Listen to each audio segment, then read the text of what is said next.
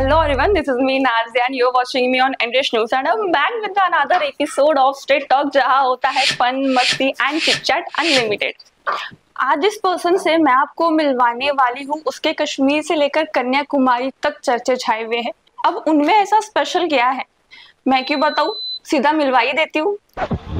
So welcome both of you, हमारे show में आपका बहुत बहुत स्वागत है। यूजुअली क्या होता है, मैं लोगों का इंस्टाग्राम प्रोफाइल अच्छा खासा स्टॉक कर लेती हूँ, फिर उसके हिसाब से मैं इंट्रोडक्शन बनाती हूँ। बट जैसा कि मैंने आपका इंस्टा प्रोफाइल स्टॉक किया, मुझे काफी सारे यूनिक स्टाइल, काफी सारे आपका एक अलग वे दिखा। सो आई विल अप्रिशिएट कि अगर आप खुद का इंट्रोडक्शन अपने स्टाइल में करो हमारे शो पर। अरे थैंक यू आप स्टॉक कर रहे हो। मेरा नाम विनय तिवारी है और मैं नागपुर से ही हूँ एक्चुअली। तो नागपुर से स्टैंड अप हम लोगों ने चालू किया। उस वक्त तो नागपुर में होता नहीं था, तो जाकर के मुंबई वगैरह में सीखा है। उस टाइम तो नागपुर में ओपन माइक्स, जहाँ पे जोक टेस्टिंग होती है उसको ओपन माइक कहते हैं, उस वक्त होता नहीं था। अभी तो ये लोग करवाते हैं। तो मुंबई से जाकर के सीखा। 7 साल हो गए, 6 साल हो गए। 2 minutes later. सर आप कुछ बोल रहे थे? और मैं पिछले 6 साल से कर रहा हूँ स्टैंड अप कॉमेडी, और स्टैंड अप के लिए टूर किया हुआ है काफी सारा। मतलब इंडिया में जितने भी सिटीज में होता है वो सब किया हुआ है। इंडिया के बाहर किए हुए हैं कुछ सिटीज। और चलो तो फिर शुरुआत करते हुए अपने घिसे पिटे सवालों से कि बीइंग एंड कंटेंट क्रिएटर या फिर as a stand up comedian आपकी जर्नी कब स्टार्ट हुई? हाँ, और कैसे स्टार्ट हुई? That's mandatory to reply. हाँ, एक्चुअली घिसा पिटा सवाल था, but I told you right, sir घिसा पिटा सवाल। 6 साल मतलब मैंने 2017 मिड में मैंने चालू किया था स्टैंड अप कॉमेडी, तब से स्टार्ट किया है। तब लेकिन ऐसा है कि ठीक है, वो तब से स्टार्ट किया, एक टाइमलाइन है तो है, क्योंकि तब उतना रेगुलर होता नहीं था, तो मैं बोलूंगा नहीं तब से स्टार्ट किया है। जो कि रोज करने चाहिए वो महीने में एक बार हम लोग करते थे, ट्रैवल कर करके मुंबई जाना और वहां पे करना। और पहला वीडियो डाला 2019 में। उसके बाद से फिर शोज वगैरह मिलना चालू हुआ। पहला वीडियो चल गया था, सेकंड वीडियो वापस 2020 में डाला, वो काफी ज्यादा चल गया था। तब से फिर शोज और ये सब थोड़ा सा शॉर्ट हो गया, मतलब पैसा आने लगा। पैसा पैसा ही तो मेन होता है।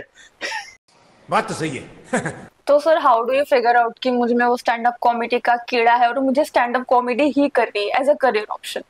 मैंने क्या किया, मैंने बीएससी किया है। बीएससी करने के बाद मैंने एमबीए किया, और एमबीए करने के बाद मैंने आईआईटी से सप्लाई चेन किया, आईआईटी दिल्ली से।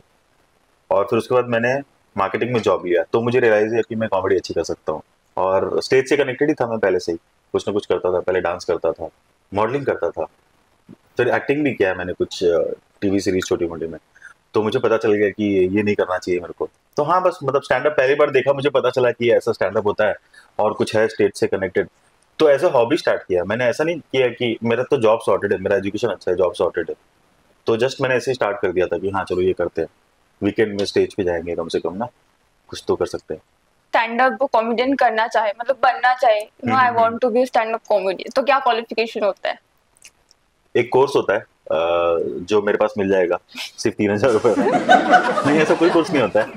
मतलब मैं तो स्टैंड अप कॉमेडी के लिए कोई क्वालिफिकेशन नहीं चाहिए। मतलब थोड़ा सा मतलब मन चाहिए बस कि ठीक है, करना है तो कर सकते हैं। अब कॉमेडी ऐसा भी नहीं है कि किसी में बाय डिफॉल्ट होती है। कोई पर्सन होता है बहुत स्पॉन्टेनियस कि आप बात करोगे लगे अरे ये तो बहुत फनी है। आपके दोस्त होते होंगे बहुत सारे ना, जरूरी नहीं कि वो स्टेज पे उतना फनी हो जाए। वो तो बहुत सारा बैकग्राउंड में उसके बहुत सारा वर्क होता है, होमवर्क होता है। जो जोक टेस्टिंग की मैं बात कर रहा था, वो करने होते हैं। वो करते करते फिर कोई भी सीख सकता है उसको। जोक टेस्टिंग क्या होता है एग्जैक्टली? जोक टेस्टिंग तू बता अच्छे से। बिल्कुल। तो देखो, जोक टेस्टिंग अब अनलाइक अदर आर्ट्स, यहाँ पे ना हम जोक्स लिखते हैं। अब कुछ चीज़ ऐसी रहती है जो हमारे लिए फन रहती है, बट सामने वाले के लिए नहीं रहती, तो हम वो चीज़ घर पे नहीं कर सकते। उसके लिए हमें प्रॉपर ऑडियंस चाहिए रहती है। That's why we do these open mics. तो यहाँ पे हम लोग जोक्स लिख लाते हैं, फिर सुनाते हैं। वो चल गया तो फिर हम उसको रख लेते हैं, नहीं चला तो उसको एडिट करते हैं, नहीं तो फिर निकाल देते हैं अगर वो कॉन्टेक्स्ट में नहीं बैठ रहा है। तो इस तरह से हम कुछ जोक्स टेस्ट करते हैं, बार बार कम से कम 20-25 बार उसको रिपीट करके सुनाते हैं। अगर वो चल रहा है, हर बार चल रहा है, तो मतलब वो जोक पास है, तब उसको हम सेट में रख सकते हैं। तो इस तरह से हम जोक्स टेस्ट करते हैं। सिंगिंग आपको पता है ना कि सिंगर रियाज करते हैं, जी। वो घर में अकेले गा सकते हैं, उनको पता है कि हाँ मेरे नोट सही जा रहे हैं, सही सुर जा रहे हैं। जोक में वो नहीं होता है। जोक में अगर अकेली जोक मारूंगा तो मुझे लगेगा अरे यार क्या लिख दिया मैंने। जैसे कोई भी कॉमिक होता है ना, पहली बार जब जाता है स्टेज पे, पहली बार लाइफ में जोक टेस्टिंग के लिए जाता है, तो उसे लगता है ये जो मैंने लिखा है ना, तो अब लोग पागल हो जाएंगे कि भाई ये आ गया, ये तो जाकिर का भी बाप बनेगा। लेकिन जब करता है तो कोई हंसता नहीं, तो रियलाइज होता है यार मैं तो वापस वही करना पड़ेगा जो सब कर रहे हैं। तो जोक टेस्टिंग, सिंगिंग, ये सबसे बहुत अलग होता है, क्योंकि इसमें आप डिपेंड करते हो ऑडियंस की लाफ पे। अगर ऑडियंस हंस रही है तो हाँ भाई मैंने सही लिखा है। जो ऐसे होता नहीं है जोक टेस्टिंग में, सारे जोक पे नहीं हंसेंगे, फिर वो टेस्ट कर करके उसको 6 महीने साल भी लग जाते हैं, फिर एक 5-6 मिनट का जोक रेडी होता है कि हाँ इस पे हर सिटी में हर ऑडियंस हंस रही है, तो अब मैं इसको यूट्यूब पे डाल देता हूँ। बट एज यू सेड कि आपने मार्केटिंग की है, फिर ऑन द इनिशियल लेवल तो आपको तो नहीं पता होगा ना कि मतलब मेरे में वो स्टैंड अप कॉमेडी वाला कीड़ा है। बट मैं स्टेज से कनेक्टेड था ना, मैं राइटिंग भी किया है मैंने, तो मुझे ये पता था कि मैं राइटिंग अच्छी कर सकता हूँ। मैं ना जब ऐसे खासकर कैमरा या कुछ होता है तो मैं थोड़ा सा कॉन्शियस हो जाता हूँ। मैंने अपनी शादी की थी, पूरी पोर्टफोलियो खराब कर रखी है। तो हाँ मतलब कैमरे में थोड़ा सा ये हो जाता हूँ मैं। बाकी मुझे ये पता है कि मुझे लिखना अच्छा आता है, क्योंकि मैं उससे पहले से कनेक्टेड था, तो मुझे पता था मैं लिख के निकाल लूंगा, कुछ ना कुछ कर लूंगा। तो मेरे जो भी जोक्स चले हैं वो लिखने पे ही चले। मैं अभी भी देखता हूँ तो वो काफी खराब परफॉर्म किया, ऐसे मुझे लगता है। सीखना है वो तो। और इनिशियली पुश कैसे किया आपने खुद को? टेस्ट कर करके, इंस्पायर होकर के लोगों से। Was your inspiration? मैंने तो सबसे पहला तो उपमन्यु देखा था, मतलब जिसको देख के मुझे लगा करना चाहिए। ऑब्वियसली देखा तो मैंने उससे पहले विपुल को था, जाकिर को था, बट तब ये नहीं लगा था कि ये मैं कर सकता हूँ। बट उपमन्यु को देखा तो मुझे लगा बहुत सही चीज़ है और फनी है, मैं भी करता हूँ। स्टेज पे है, कुछ तो कर रहे हैं। बाप रे। What's the struggle of being an content creator and at the same time being an stand up comedy? Actually दोनों बहुत अलग चीज़ है। बहुत सारे लोग ना हमको यूट्यूबर या कंटेंट क्रिएटर समझते हैं। कंटेंट क्रिएटर क्या करते हैं, कंटेंट क्रिएट करते हैं, उसको सोशल मीडिया पे डाल देते हैं, सेम यूट्यूब वाले, और वो उनका मेन होता है। अब आप उनको ऐड या कोलैब करो, उससे उनकी कमाई होती है। स्टैंड अप के लिए क्या है ना, वो जैसे कार का शोरूम होता है ना, तो उसमें डेमो कार्स होती है कि आप गाड़ी देखो, अगर चलाओ अच्छी लगी तो आपको वो गाड़ी नहीं खरीदनी है, तब आपके पास और बहुत सारी कार है। तो मेरे पास शो है, मैं अलग अलग सिटी जाकर के टिकट डाल के करूंगा, बट लोगों को कैसे पता चलेगा कि ये बंदा फनी है नहीं है, तो वो दिखाने के लिए हमारे पास यूट्यूब होता है।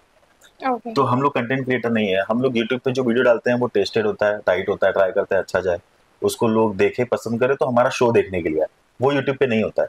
बट ऑडियंस समझ जाती है कि हाँ ये फनी है बंदा, तो जो नया शो है वो फनी ही होगा। तो एक तरह से हमारे लिए वो शोरूम जैसा होता है कि हाँ भाई ये देखो, हम लोग इस तरह की कॉमेडी करते हैं, अगर सही है तो आ जाओ टिकट लेकर के। सर फिलहाल नागपुर का सीन क्या चल रहा है? मतलब अगर हम बात करें किसी भी कंटेंट क्रिएटर के लिए या फिर किसी भी कॉमेडियन या फिर किसी भी जो इंसान पोएट्री करता है, इन सभी क्रिएटर्स के लिए या फिर इन सभी आर्टिस्ट के लिए Nagpur is a growing platform और नॉट? नागपुर अभी पिछले 2-3 साल में थोड़ा सा ऊपर उठा है, मतलब इस सब चीज़ों में। स्टिल बहुत सारा काम करना बाकी है। जैसे मैं जब फर्स्ट टाइम मुझे कॉमेडी करना था तो मैं पुणे गया था, तो वहाँ पे भी स्टिल वहाँ पे काफ़ी माइक्स होते हैं, बट फिर मुझे इधर पे समझ में आया कि नागपुर में एक तो माइक्स हो रहे हैं, तो फिर मैं इधर पे आया। बट स्टिल बहुत ज़रूरत थी, क्योंकि यहाँ पे सिर्फ वीकेंड पे होते थे, और एज अ कॉमेडियन तुम्हें ये रोज़ प्रैक्टिस करना पड़ता है, तो रेगुलर बेसिस नहीं हो पाते हैं। बट फिर हम लोगों ने खुद का ग्रुप बनाया, फिर रोज़ ओपन माइक्स डालना शुरू किया, हमारे साथ कॉमेडियंस जुड़ते गए, तो अभी करंटली हमारे पास 16 कॉमिक्स है। और ये आप कितने सालों से कर रहे हो? ये 2 साल से कर रहे हैं हम कंटिन्यूसली। ओके। 2 साल से कर रहे हैं, 2 साल से हमारे साथ काफ़ी कॉमिक्स जुड़े हुए हैं, और ये एज अ कम्युनिटी काम कर रहा है हमारा। तो नागपुर में जो लोग अभी कॉमेडी करना चाहते हैं या फिर जो जिनको इंटरेस्ट है, इनको ट्राई करना है, तो हम लोग उनको प्लेटफॉर्म देते हैं। सो गाइस, जिसको भी स्टैंड अप कॉमेडी में अपना करियर बनाना है, प्लीज कांटेक्ट। करियर तो नहीं बन रहा है भाई। जिसको स्टैंड अप कॉमेडी करना है तो आ जाओ। What's the negative and positive हाँ साइड?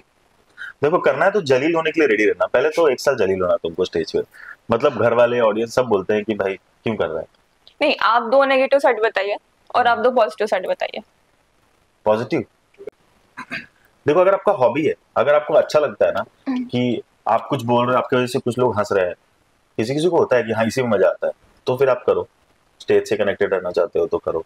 और अगर चल गया, मतलब तुम्हारा सही चल गया ना, तो फिर पैसे के लिए स्टार्ट में मत सोचो, पर बाद में बहुत पैसा है, मतलब मैं बता नहीं सकता हूँ, मेरे पास नहीं है भी उतना, बट जो लोग कमा रहे हैं तो उनके पास है, मतलब है अर्निंग और ये सब पैसा, फेम, ये सब कुछ है, बट वही है कि स्टार्ट में खाली तुमको बहुत मेहनत करनी है, बहुत ज्यादा, और पैसा भी खर्चा होता है, कॉस्टली हॉबी है, बहुत कॉस्टली हॉबी है। सर नेगेटिव साइड, तो नेगेटिव साइड बोल सकते हैं कि अनसर्टेनिटी स्टार्टिंग फेज में बहुत रहती है, क्योंकि कुछ ऐसा टाइम रहता है कि दिमाग में आइडियाज आ रहे हैं, काफी आ रहे हैं, हम लिखे जा रहे हैं और उस चीज को हम गारंटेड लेने लग जाते हैं कि चलो आइडियाज तो आते रहेंगे, पर एक टाइम ऐसा आता है कि आइडियाज आने ही बंद हो जाते हैं, पूरा ब्लॉक। तो फिर उस समय डर लगना शुरू होता है कि यार मैं लिख पाऊंगा कि नहीं लिख पाऊंगा। तो ये अनसर्टेनिटी के साथ जीना पड़ता है एक सर्टेन स्टेज तक, जब तक तुम ऐसा लगता है नहीं चलो यहाँ से अब मेरा ग्राफ स्टेबल जाएगा, पर तब तक तुम्हें रहना पड़ेगा अनसर्टेन। एक दोस्त भी रहना जरूरी है इसमें हमेशा एक्चुअली, जो आपको रोके कि भाई सुसाइड मत करना, क्योंकि बहुत बहुत ज्यादा डिप्रेशन वाला टाइम होता है इसमें, बहुत ज्यादा। 100 लोग अगर चालू करते हैं ना, तो आप अगर 2 साल बाद देखोगे तो उसमें से 3 या 4 लोग ही कंटिन्यू कर रहे होते हैं, बाकी अपना पढ़ाई लिखाई करके खुश हो जाते हैं, अच्छे जॉब में कर रहे होते हैं, और फिर वो टिकट लेके आते हैं शो में जाते हैं। मेरे शो में तो नहीं आ रहे। कंटेंट क्रिएट कैसे करते हो? ऐसा तो नहीं होता है कि भाई माइंड में आज आइडिया आया और कल सुबह उठ के परफॉर्म कर दिया, ऐसा तो कुछ होता नहीं। There must be a script of stand up comedy या कोई भी, मतलब एक स्क्रिप्ट तो मैक्सिमम होता ही होगा। आइडिया कैसे आता है कि आज मुझे इस पर्टिकुलर टॉपिक के ऊपर स्टैंड अप कॉमेडी करनी है? मेरा तो मोस्टली हर एक का अलग अलग फॉर्मेट है, मेरा तो ऑब्जर्वेशन है मोस्टली। अभी जैसा क्या पता कल आपके ऊपर कोई जोक आपको दिख जाए रील में, अरे ये तो मेरे बारे में बात कर रहा है, क्या बोला तूने? लगता है नेक्स्ट नंबर मेरा लगने वाला है।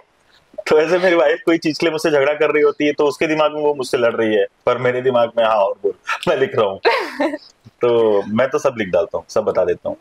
वो तो एक टाइम पे बोल भी थी, जब मैंने पहला वीडियो डाला ना, तो उसने बोला कि अरे ये क्या है, तो मतलब काफी चीजें ऐसे बता दी मैंने कि ये तो तू यूट्यूब पे बोल के आ गया। तो मैंने कहा कौन देख रहा है, काफी लोगों ने देख लिया यार, उसको 35 लाख लोगों ने देख लिया।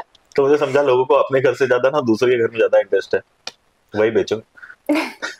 कंटेंट क्रिएशन एक्चुअली एक जर्नी रहती है, मतलब अगर तुम कुछ घर से लिख के लाते हो और फिर उसके बाद में जब यहाँ पे आपको जैसे जोक टेस्टिंग के बारे में पता है, तो यहाँ पे टेस्ट करते हो तो तुम्हें समझ में आता है कि चलो ये चल रहा है, ये नहीं चल रहा है, तो फिर उसके हिसाब से हम लोग उसको शफल करते हैं, लाइन्स चेंज करते हैं, कभी बॉडी लैंग्वेज या फिर वॉइस मॉड्यूलेशन में चेंजेस करते हैं। तो ये एक पूरी जर्नी रहती है कंटेंट क्रिएट करने की। तो आपको जैसे मैंने बताया 20-25 बार हम लोग एक जोक्स को ट्राई करते हैं, तो वो 20-25 जो माइक्स करते हैं उसमें ही वो रेक्टिफाई होता है, उसमें ही वो मॉडिफाई होता है, उसमें ही चेंजेस आते हैं। तो ऐसे करके हमारा कंटेंट बनता है। देखो कंटेंट क्रिएशन पर्सनली मेरे लिए एक जर्नी है, मतलब मैं कुछ लिख के लाता हूँ, फिर वो एकदम ऐसे एब्स्ट्रैक्ट फॉर्म में रहता है, तो फिर यहाँ पे आके ट्राई करता हूँ, यहाँ पे ट्राई करता हूँ, उसको अलग अलग तरह से ट्राई करता हूँ। अगर वो कोई लाइन चल गई तो फिर मुझे ऐसा लगता है कि चलो इसको डाल देना चाहिए करके। तो ऐसे कर करके हम लोग इसको 20-25-30 बार जब हम ट्राई करते हैं किसी जोक को, तो तब जाके वो पॉलिश होता है, तब जाके वो रेक्टिफाई मॉडिफाई जो भी करना है उसमें चेंजेस करना है, तो ऐसे करके पूरा कंटेंट बनता है। हाँ, तो मैं भूषण के बारे में कुछ बता रहा था। तो इसकी खास बात ये है ना कि अभी से एक आंसर अच्छे से याद है कंटेंट क्रिएशन का। आप इसे 17 अलग अलग क्वेश्चन पूछ के देखो, ये सबका सेम जवाब देगा। अगर आप पूछोगे आपके पिताजी क्या करते हैं, तो कंटेंट क्रिएशन जो होता है ना, वो बहुत टफ होता है उसको जोक टेस्टिंग, क्योंकि सेम आंसर तीसरी बार दे दिया तो। मैं भी वही बोलने वाली, सर आप सेम कंटेंट रिपीट कर रहे हो। नहीं तो है वो ये सी खास बात है। अभी वापस बोलेगा वो, भूल नहीं, जाएगा। बट उनका स्पेशलिटी ये भी है ना कि वो मतलब जो आंसर्स को घुमा फिरा के अलग अलग तरीके से बोलते हैं। हाँ, वो भी एक टैलेंट है, पता है। हाँ, वो टैलेंट है। नहीं, वो कभी कभी तो ऐसे ही, कभी कभी तो रास्ते में गाड़ी रोक करके फोन करता है कि भाई मैं कहीं तो जा रहा था, अब समझ में नहीं आ रहा कहाँ जा रहा था। हाँ, मुझे क्या पता कहाँ जा रहा था, तो रात के 2 बजे तो मैं नहीं बता रहा हूँ तुझे। सर एज यू सेड कि सबके लाइफ में अप्स एंड डाउन्स आते हैं, ठीक है। So being an stand up comedian, आपके भी वो लाइफ में डेफिनेटली वो फेज आया होगा जहाँ पर यू आर थिंकिंग कि यार मैं कहाँ फंस गया, मुझे ये नहीं करना चाहिए था। अरे बहुत आते हैं, बहुत डाउन्स आते हैं। मैंने स्टार्ट में बताया, ऑब्वियसली वो कैप्चर नहीं हुआ तो अब वापस बता देता हूँ कि काफी बार ऐसे शोज खराब होते हैं।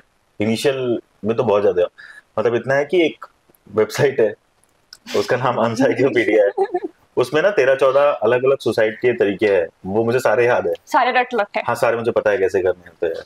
और इतना कि एक बार डिप्रेशन में था और देख रहा था यार guys next time Vinay Tiwari sir का शो देखने से पहले प्लीज बी केयरफुल, पता चले सुसाइड का ब्लेम आप पे आ जाए। आई एम नॉट रिस्पांसिबल, ठीक है, मैंने warning they the. Please continue. तो मतलब बहुत अच्छे अच्छे तरीके उसमें। तो उसमें तो एक तरीका था कि आप फांसी लगा लो, उसके बाद में आप अपना चम्मच से ना आंख निकाल के उसके ऊपर चेरी लगा लो। तो जब अपने फैमिली वाले को सरप्राइज कर रहे हो अपने डेड बॉडी से, तो यार एक तो मैं इतना डिप्रेस हूँ और तू फालतू बातें कर रहा है एनसाइक्लोपीडिया पे।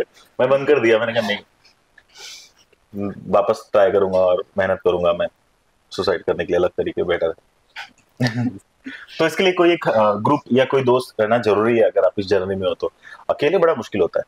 सपोज आज आप बहुत ज्यादा डिप्रेशन में हो, एकदम बिल्कुल ध्यान रखिए कि आज नहीं चला, आज तो मैं मरने ही वाला हूँ, सुसाइड करनी है मुझे। हाँ। और कल आपका शो है। नहीं सपोज क्या मैं हूँ इस वक्त डिप्रेशन में तो मैं तो रोज रात को कंगिंग करके सोता हूँ कि मैं मतलब ऐसा मॉर्निंग में थोड़ा फोटो सही है, हार्ट अटैक आ जाए तो काफी दुखी काफी स्ट्रेस होता है। इनफैक्ट एक बार ऐसा होता है कि सुबह उठने के बाद पहला तो सरप्राइज होता है अरे फिर उठ गया तो बट नहीं ऑन सीरियस नोट जब भी शो होता है ना तो मेरा ऐसा है कि ऑडियंस को एटलीस्ट मैं पूरा दूं। और पिछले कुछ सालों से तो मैंने ऐसा एक भी शो मेरे ख्याल से किया नहीं है कि जिसमें खराब किया है, मतलब डाउन तो नहीं किया है शो एक भी मैंने, अच्छा ही किया है।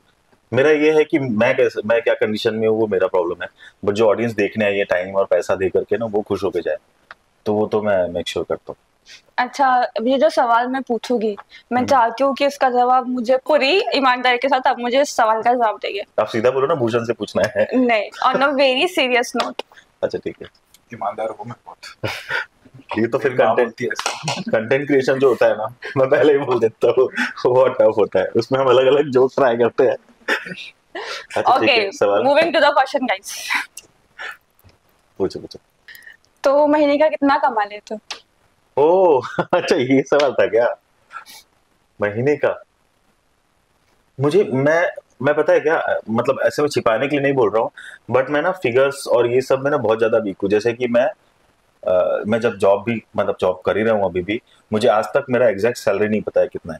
जब भी इंक्रीमेंट होता है ना तो मेरा बॉस मुझे बोलता है कि अरे तुझे तो अच्छा इंक्रीमेंट मिल गया, तो मैं पूछता हूँ लास्ट ईयर कितना था मेरा, तो वो अपने लैपटॉप में देख के बताता है कि भाई तेरा लास्ट ईयर इतना था, इतना कर दिया है। मैंने कहा अरे चलो सही है। मुझे टैक्स का नहीं पता होता है कि मेरा कितना टैक्स जाता है, लोग टैक्स के लिए फाइल करते हैं वो करते हैं, मैं भूल जाता हूँ। और ऐसा है कि टैक्स ज्यादा काट लो पेनल्टी मत लो यार, क्योंकि नहीं आता टैक्स फाइल करना। तो मैं फिगर्स में ना बहुत ज्यादा वीक हूँ, तो मैंने कभी भी ये काउंट नहीं किया। एक एवरेज नंबर जो भी स्टैंड अप कॉमेडी करियर बनाना चाहता है उसको ऐसा लगता है कि यार इतना इतना तो भी मुझे मिलेगा। मल्टीपल जगह से एक्चुअली मेरा अर्निंग होता है, यूट्यूब है, स्टैंड अप है, इंस्टा कोलैब होते हैं। इंस्टा कोलैब में बहुत ज्यादा करता नहीं हूँ, यूट्यूब प्रमोशन नहीं करता हूँ, कोई कितना भी पैसा दे दे मैं यूट्यूब में ऐड नहीं डालता हूँ, और कोई बहुत ज्यादा दे दे तो डाल दूंगा, लेकिन उतना कोई देता नहीं है। तो कितना पैसा यार, मतलब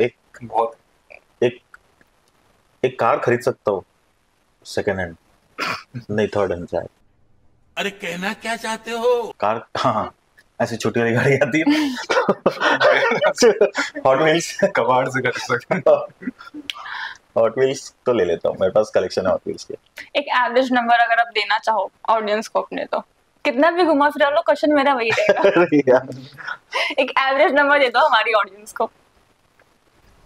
मैं रेंज बता दूं, जैसे मैं कितना कमाता हूँ और बाकी ऐसे कुछ कहाँ से कहाँ तक कमाते हैं। डायरेक्ट खोखा बोलते हो एग्जैक्ट अमाउंट नहीं, एक्चुअली सच में मतलब देखो फॉर एग्जांपल आप एक स्टैंड अप कॉमेडियन हो, हाँ राइट, एग्जांपल क्या, आप तो हुई, हाँ ठीक है। मैं थोड़ी देर की गया था, मैं हूँ ना। अगर कोई और करना चाहे इनिशियल स्टेज पे, अभी वो बिगिनर है, अभी उसने अपना फर्स्ट शो किया है, अब उसको नेक्स्ट शो एक ऑफर आया है कि हमारे यहाँ पे इस पर्टिकुलर शो है, आपको परफॉर्म करना है, कर सकते हो व्हाटएवर द स्टफ इज, तो उसको वो एक कितना एवरेज अमाउंट एक्सपेक्ट कर सकता है? तो मैं 60,000 के करीब लेता हूँ, 60,000 to 1 लाख, डिपेंड करता है कैसा शो है। पैसा ही पैसा होगा एक शो का तो आपको देना पड़ेगा इसके बाद में तो दरवाजा लॉक कर दिया इसलिए। कॉफी आपने पी ली है, बताओ अनजानों के हाथ से कॉफी पी लेते हो आप लोग, क्या डाला है कॉफी में क्या नहीं डाला है? मैंने तो छुआ ही नहीं है अब तक। तो पानी तो पी लिया ना। नहीं, उसका असर हुआ नहीं ना अभी तक के। तो अभी हम लोग गेम खेलते हैं, ठीक है? Who is a liar segment, ये हमारे गेम का नाम है। गेम कंटेंट के क्रिएशन जो रूल, होता है बचपन से। गेम के रूल मैं आपको पहले ही बता देती हूँ। 60 सेकेंड का टाइम होगा। इसमें आप सांस भी नहीं ले सकते, ठीक है? मेरा क्वेश्चन आएगा और उसके ऊपर आपको मुझे फटाक से आंसर करना पड़ेगा। इन केस 60 सेकेंड में आप हमारे क्वेश्चन का आंसर नहीं कर पाए, तो आपको एक डेयर दिया जाएगा जो आपको करना पड़ेगा। 60 सेकेंड के देना है ना? हाँ ठीक है। 60 सेकेंड में तो एक जोक सुना दो मैं। So who are you? Coffee. What's your name? Cappuccino. आप कहाँ रहते हो? कप में। सच और झूठ क्या होता है? पैसे के लिए जो मन में आया कर दो। कितने लोगों को डेट कर चुके हो अब तक? 375। One thing which you like as a stand up comedian? मार खाना। Ever try to impress a girl? Yes. Only. One job which you love to do? मुझे बर्तन मांजना बहुत अच्छा लगता है। One thing which you like about yourself? मैं बहुत सेल्फिश हूँ। One thing which will you hate to do? Which I will hate to do? मुझे स्पोर्ट्स कार चलाना बिल्कुल पसंद नहीं है। ये है ही नहीं मेरे पास। Do you love your audience? No. Guys, point to be noted. Point to be noted.